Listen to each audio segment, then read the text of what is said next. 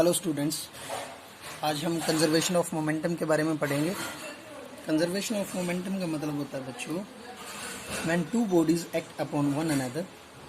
जब दो बॉडीज जो है आपस में टकराती हैं तो हमें पता है कि जो भी मूविंग बॉडीज होती हैं उनका कुछ मोमेंटम होता है। मूविंग बॉडी का ऑब्जेक्ट मोमेंटम होता है, ये हम पढ़ चुके हैं। और अगर दो बॉडीज आपस में टकराती हैं और अगर कोई एक्सटर्नल फोर्स नहीं है, कोई तीसरे फोर्स का अगर उसमें जिक्र नहीं है, तो टकराने के बाद भी उनका मोमेंटम जो है कंजर्व्ड रहता है। इसको थोड़ा सा और डीपली पढ़ते हैं हम कैसे। एक एग्जांपल के थ्रू हम पढ़ रहे हैं। एक ट्रक है और एक कार है। ट्रक का मोमेंट मास है m1, कार का मास है m2।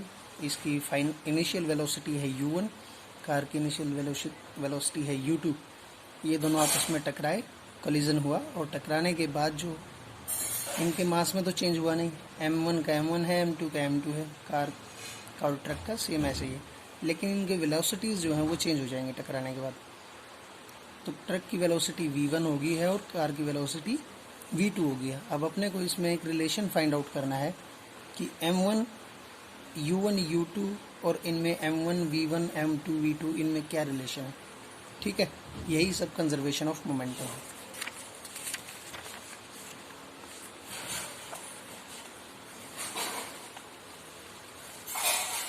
मान के चलो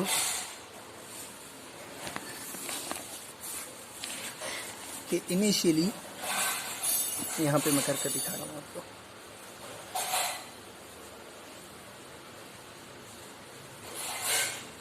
initially momentum of truck, mass m1 है और वेलोसिटी u1 है। ठीक है, सेम ऐसे ही initial momentum of car, car का मास m2, वेलोसिटी u2। ठीक है, इस और आफ्टर कोलिजन, कोलिजन हुआ for a short time, for a small time t, हमने उसको नाम दे दिया, कोलिजन हुआ है। ठीक है, आफ्टर कोलिजन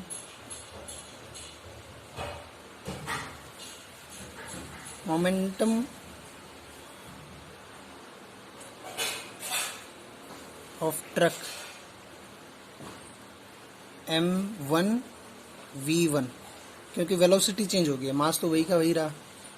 ठीक है, और मोमेंटम ऑफ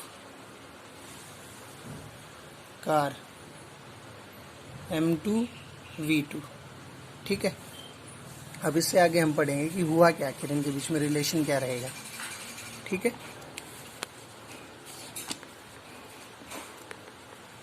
हम मान के चल रहे हैं सपोज, क्योंकि जब कोलिजन हुआ तो ट्रक ने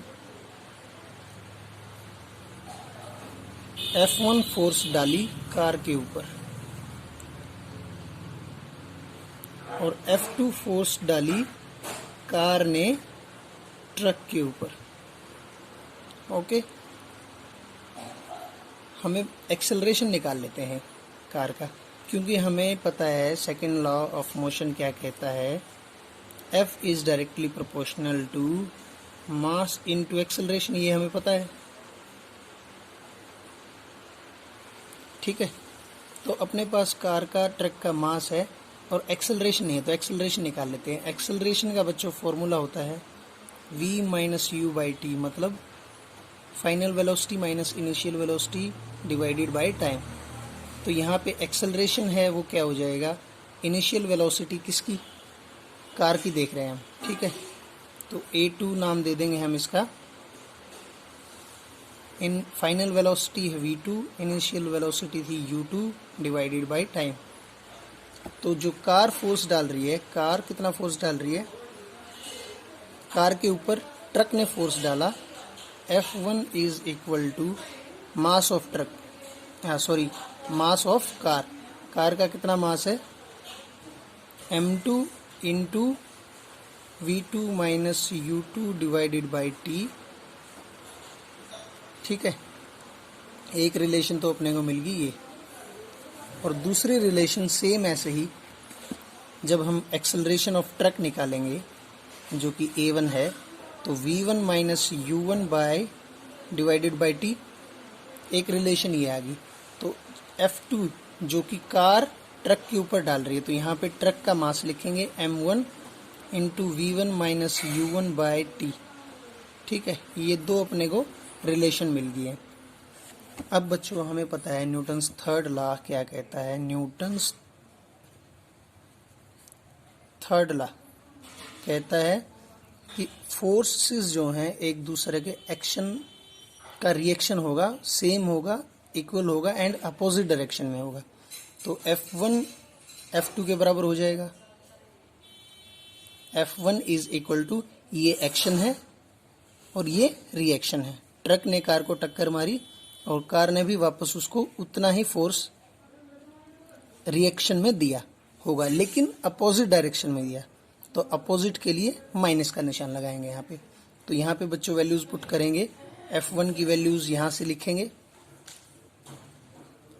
m2 into v2 minus u2 divided by t is equal to minus F2 की लिखेंगे यहाँ पे value m1 v1 minus u1 divided by t।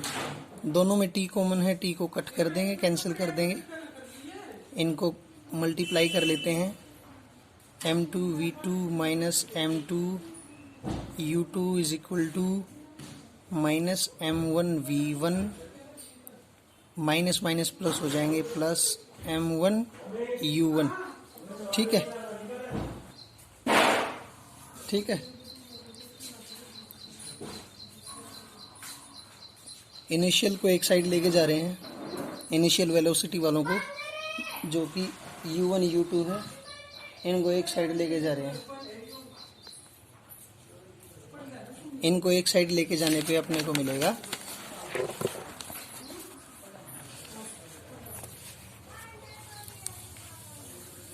m1 u1 plus m2 u2 is equal to m1 v1 plus m2 v2। जो initial velocity थी बच्चों उनको एक side ले आए। u1 और u2 इनिशियल वेलोसिटी थी और v1 v2 फाइनल वेलोसिटी है। मतलब ये दिखा रहा है मोमेंटम कंजर्व्ड है। ये था बिफोर कोलिजन और ये है आफ्टर कोलिजन। मतलब वो व्हीकल्स, ये बॉडीज आपस में बेशक टकरा गए, लेकिन जो मोमेंटम था वो कंजर्व्ड रहा। मतलब वेलोसिटी चेंजेस हो गई हैं।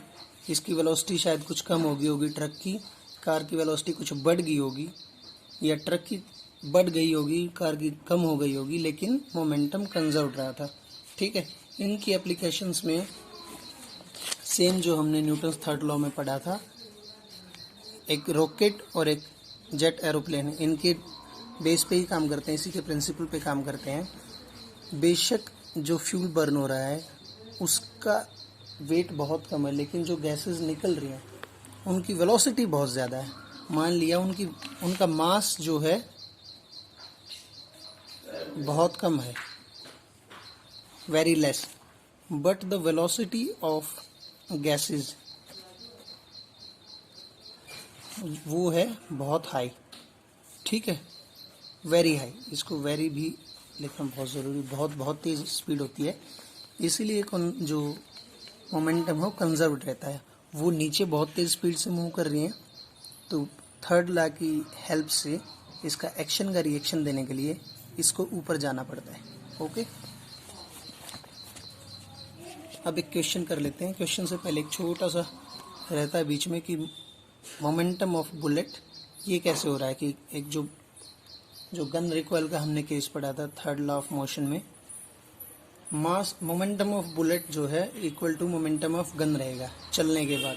ठीक है, चलने से पहले तो दोनों रेस्ट पे थी, चलने जब तक हमने गोली नहीं चलाई है तब तक तो कोई दिक्कत नहीं है। चलाने के बाद जो है mass of bullet into velocity of bullet, bullet का ही मास और बुलेट की ही velocity equal to mass of gun into required velocity of gun हो जाएगा।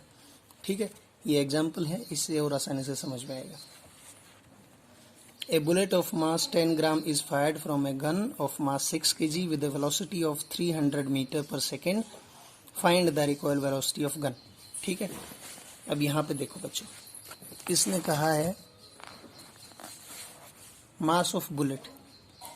यहाँ पे हम ऐसे कैसे, एक बार फॉर्मूला लिख लेते हैं, mass of bullet into velocity of bullet is equal to mass of gun into velocity of gun.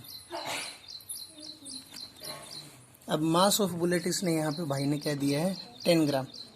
तो मैंने आपको बताया मास को हमेशा केजी में लेते हैं, 10 डिवाइडेड बाई 100। ठीक है, इसको 1000 से डिवाइड कर दिया इनटू वेलोसिटी ऑफ बुलेट कितनी दे रखी है उसने 300 मीटर पर सेकेंड। ठीक है, is equal to mass of gun 6 kg into velocity निकालनी, अपने को v लिख लिया।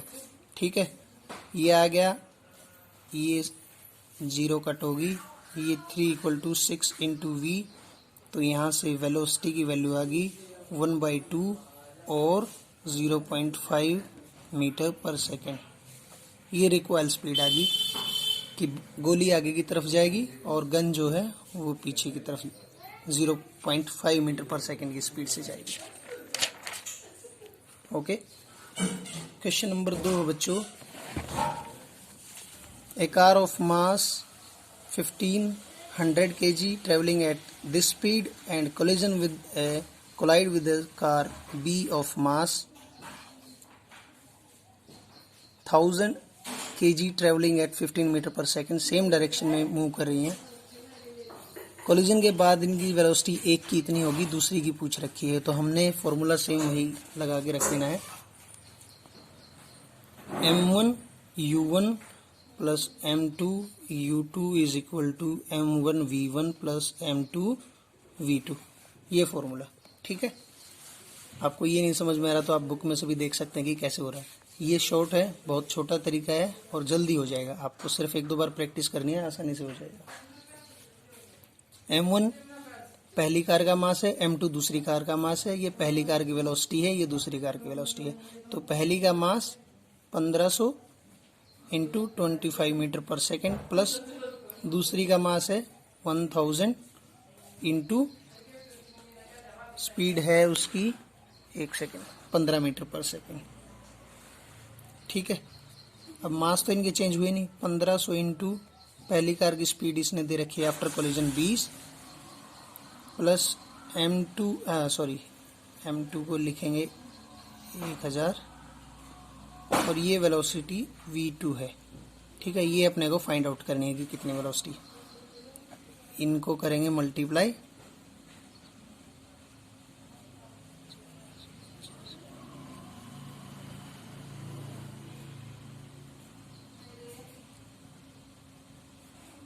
ठीक है, इसको भी कर लेते हैं, 15 दूनी 30,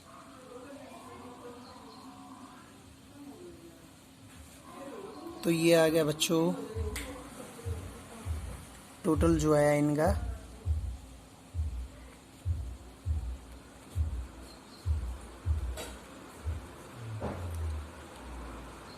प्लस 1000 भी। ठीक है, इसको तो इसके साथ जोड़ नहीं सकते, ये v है बच्चों, v2, तो इसको यहाँ पे इसकी साइड ले आए, 52,500 माइनस 30,000, इसको इसमें से माइनस किया तो आया 22,500 और यहाँ से इसको 1000 को इसके नीचे रख दिया तो v2 की वेलोसिटी वैल्यू आ गई जो कि आई 22.5 मीटर पर सेकेंड। ये आई दूसरी कार की वेलोसिटी जो हमसे पूछा हुआ है। ठीक है, क्वेश्चन नंबर 3 आप एक बार करके देख सकते हैं, अगर नहीं होता आप मुझे मैसेज करिए, मैं आपको इसका भी आंसर करके दे दूंगा। ठीक है, क्योंकि वीडियो की लेंथ बच्चों ज़्यादा लंबी हो गई है, तो आप एक बार इसको करके देखिए, नहीं होता तो फिर मैं करवाता हूँ। मेरी तरफ से चैप्टर कंप्लीट है, आप अपनी एक्सरसाइज कंप्लीट करिए कॉपी के अंदर और पढ़ाई करते रहें बच्चों। Bye bye.